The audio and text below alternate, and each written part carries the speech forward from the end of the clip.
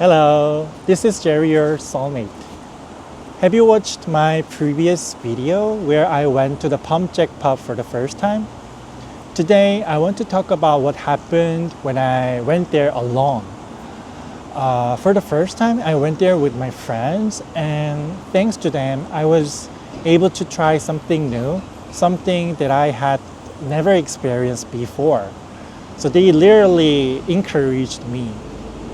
After a few weeks later, I decided to go back alone because I wanted to talk to new people and maybe make some friends. And honestly, I was open to some hookups.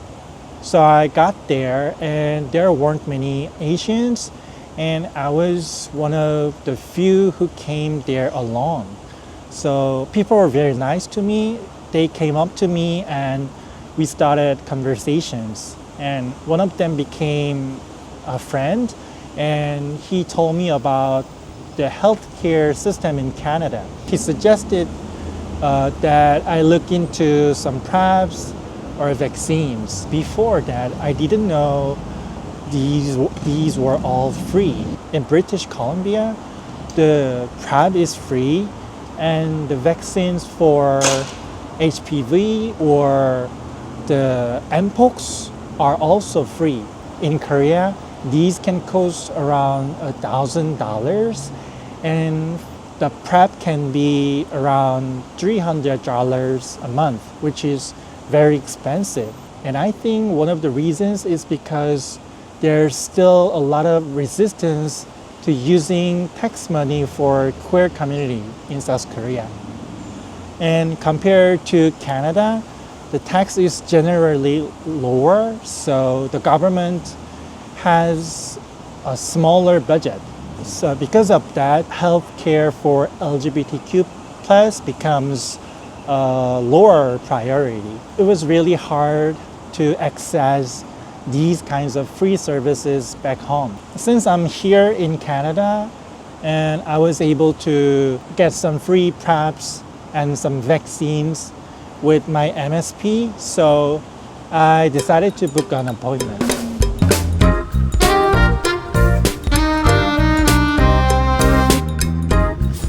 It's such a rainy day.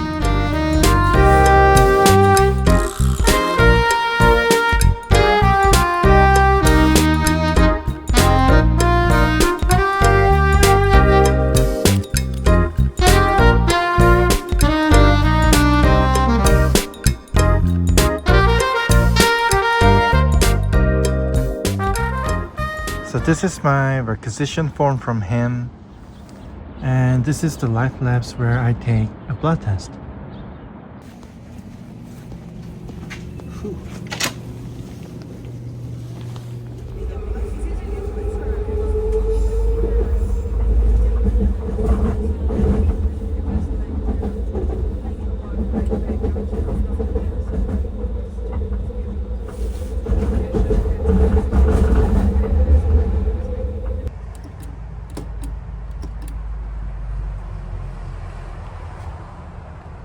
Guys, so I just got back from him. I actually took several vaccines, not only for HIV and Mpox, but also for hepatitis B.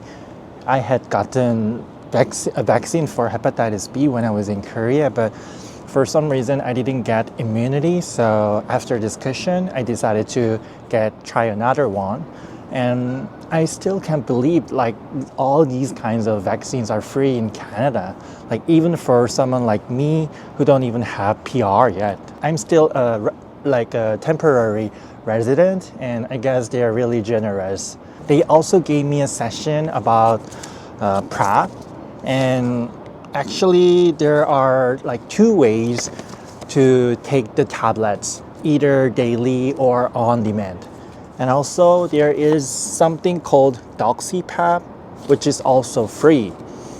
And she told me that it'll take another 7 business days to get the prescriptions ready from the pharmacy.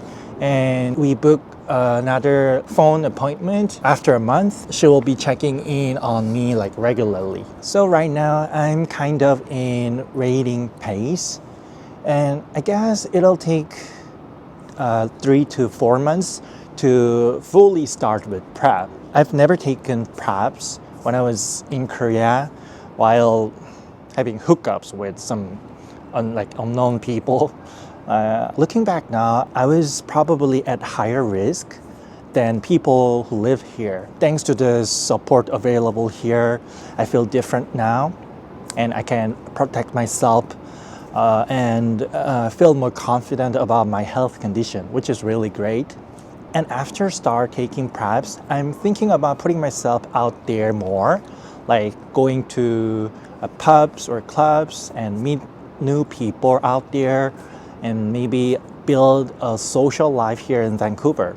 I really want to make friends, and that's one of the reasons why I've been studying English a lot, so that I can communicate better and maybe connect with people more naturally. If you've been watching my video, do you think my English has improved?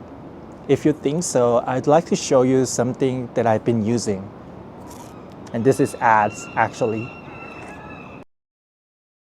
It has been 500 days since I started using the Speak app. And now I'm actually living in Vancouver, Canada on a working holiday. But even after moving abroad, I'm still using the app every single day.